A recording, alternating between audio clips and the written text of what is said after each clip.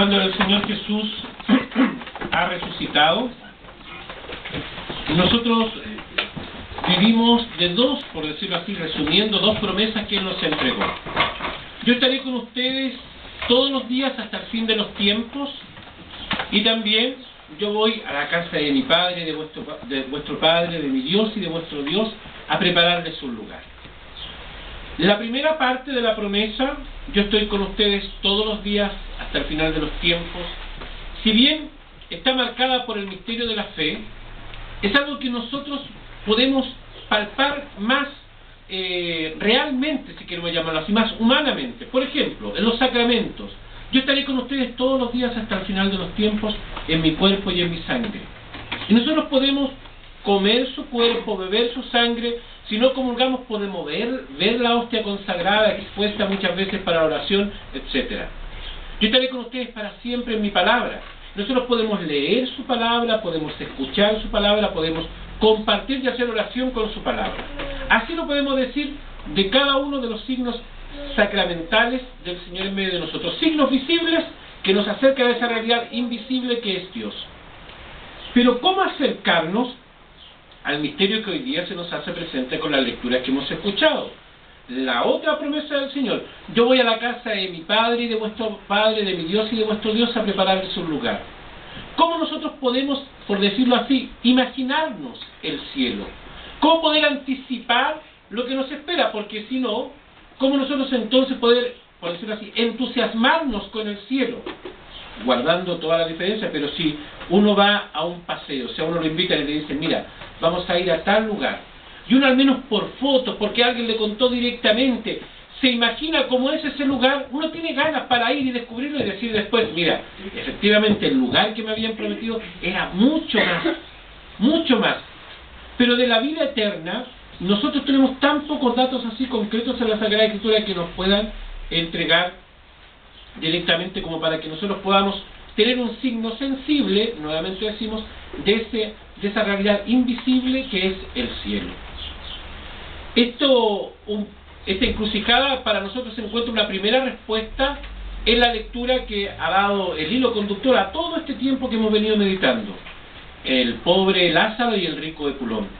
Una cosa que nosotros podemos saber es que en la otra vida, Lázaro, que fue pobre, ahora tiene todo lo que necesita, tiene toda la felicidad, y el rico, que vivió a sus anchas en esta vida, tenía sufrimiento y tormento eterno.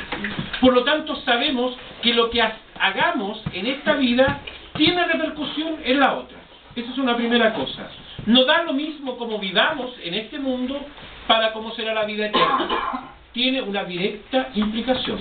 Así lo hemos descubierto, insisto, en el pobre Lázaro, y el mismo Señor le dice, mira, Lázaro pasó penurias en esta vida. Dice a través de esa imagen que nos presenta del padre Abraham, Lázaro pasó solamente penurias, hoy día él está bien, hoy día él merece esta gloria, merece esta alegría. Y el rico, que pasó solamente hartura, él ahora necesita también pasar por este sufrimiento. Y hay un abismo entre ustedes y nosotros. Eso lo muestra ya la Sagrada Escritura. Por lo tanto, primera cosa, ¿qué es lo que podemos saber de la vida eterna? Saber que lo que nosotros hagamos o dejemos de hacer en esta vida no es indiferente. Es algo fundamental para nuestra suerte en la vida eterna, obviamente marcado por la misericordia de Dios, nuestro proceso de conversión, etc. Pero ¿qué más? ¿Cómo nosotros podríamos entender esto que nos dice el Señor hoy día? Por ejemplo, a veces pensando en la vida eterna, podríamos nosotros caer en una menor valoración de lo que es la vida matrimonial y la vida familiar.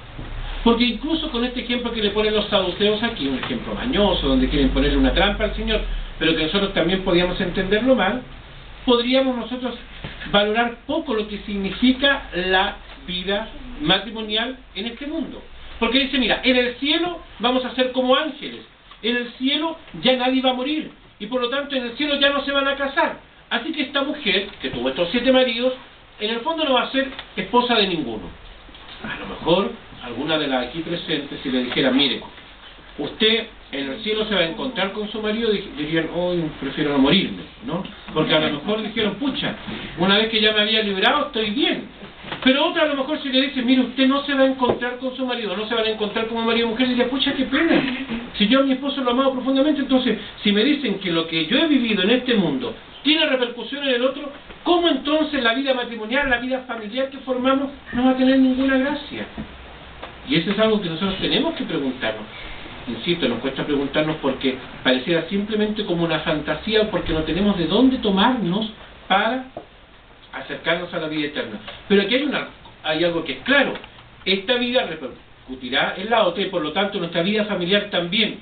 Y aquí descubrimos un camino muy hermoso para acercarnos algo a lo que será la realidad de la vida eterna. Lo que nosotros hacemos durante toda esta vida es vivir el mandamiento del amor. Amar a Dios por sobre todas las cosas y al prójimo como a nosotros mismos. Y haciendo una gran división, podemos tener muchas otras, pero haciendo una gran división, podemos decir que esta vivencia del amor se expresa de manera privilegiada, por un lado, en la vida matrimonial y por lo tanto en la vida familiar, y por otro lado, en la vida consagrada. Sacerdotes, religiosas, laicos y laicas consagrados. Son las dos expresiones de un mismo amor, pero la vida matrimonial, especialmente lo dice San Pablo, es un reflejo, es un signo, lo dice, gran misterio es este, o sea, usa la palabra sacramento, es el signo visible, ¿de qué? Del amor invisible de Dios hoy por nosotros. Nosotros decimos que el Señor se entregó por nosotros en la cruz. ¿Cómo se entregó? Como el esposo se entrega a su esposa, como la esposa se entrega a su esposo. El Señor tiene paciencia con nosotros. ¿Cómo? Como el padre la tiene con sus hijos, como la madre la tiene con sus hijos, como los esposos lo tienen entre ellos. Haciendo un resumen, la vida matrimonial es un sacramento, es el signo visible de cómo Dios nos ama hoy a nosotros. Y esto se prolongará obviamente en la eternidad. Ya allá tenemos una sola gran familia, pero no podemos decir que ya no va a estar la entrega, que no va a estar la generosidad, que no va a estar la paciencia, que no va a estar el amor. Va a estar y multiplicado mucho más. Eso es lo que nos quiere enseñar el Señor aquí. Que lo que hemos vivido en este mundo, también en la vida familiar, que insisto, es el sacramento, el signo visible de cómo Dios nos ama, se va a ver engrandecido en el cielo.